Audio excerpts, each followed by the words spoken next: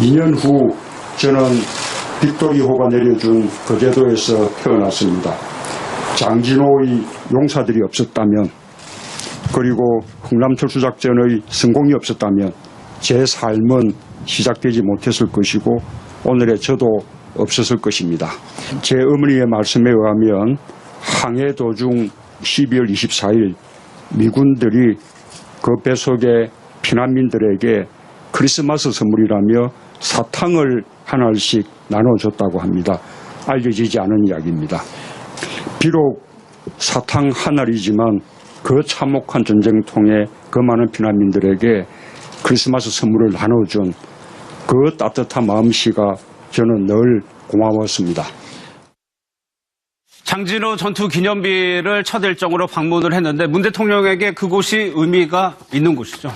방금 문 대통령의 육성을 직접 들으셨다시피 그 흥남철수가 없었다면은 문 대통령이 거제도에서 출생할 수 없었을 것이고 그 흥남철수 작전이 성공하게 된 이유는 이제 장진호에서 그 미군 해병들이 중공군에 포위가 됐었는데 거기서 계속 그 중공군의 진격을 막아줬기 때문에 흥남철수가 가능했거든요.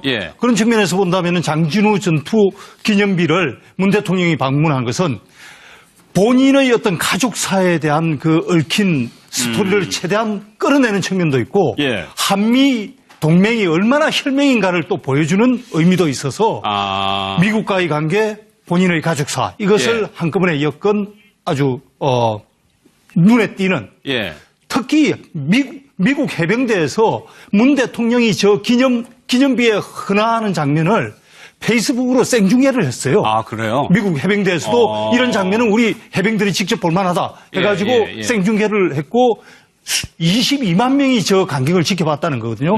그러니까 한미동맹, 혈맹에 미치는 영향이 굉장히 컸다 이렇게 볼 수 있습니다. 그러니까 미국에 주는 메시지가 상당히 있는 거네. 그렇습니다. 특히 그 장진호 전투 같은 경우는 뭐 미국의 그 해병대에는 특히 역사적으로 전사적인 측면에서 봤을 때 굉장히 중요한 전투, 가장 고전했던 참혹한 패전을 했던 그런 전투로 기록이 돼 있기 때문에 뭐 해병 출신들은 다 아는 그런 전투라고 봐야죠. 그 당시에 미군들 한 1만 2천 명 정도가 중공군 12만 명에 포위돼가지고 한 거의 전사자만 4천 명 정도 되니까요. 대단한 전투였었고 저 당시에 이제 스미스 해병 1사단, 미국 해병 1사단 사단장인데 재미난 일이 또 있죠. 이제 미 해병대가 철수를 하거든요. 버티아 그 포위망을 뚫고 철수를 하는데 일동 뒤로 돌아 해가지고 해병대 지금부터 앞으로 전진 이렇게 합니다. 그러니까 퇴각 철수가 아니고 우리는 또 뒤로 돌아서 이제 흥남 부두를 향해서 전진을 하는 거죠.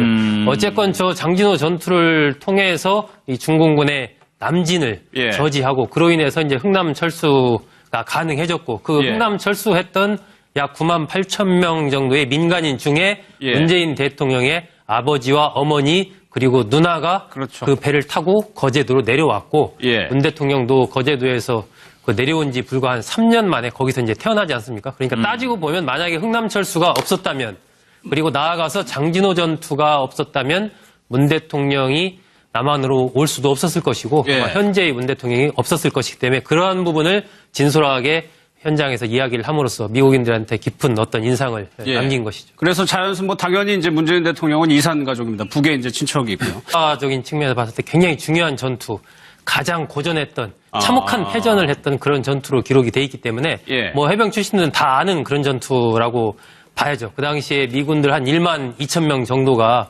중공군 12만 명에 포위돼가지고 한 거의 전사자만 4천 명 정도 되니까요. 대단한 전투였었고 저 당시에 이제 스미스 해병 1사단, 미국 해병 1사단 사단장인데 재미난 일이 또 있죠. 이제 미 해병대가 철수를 하거든요.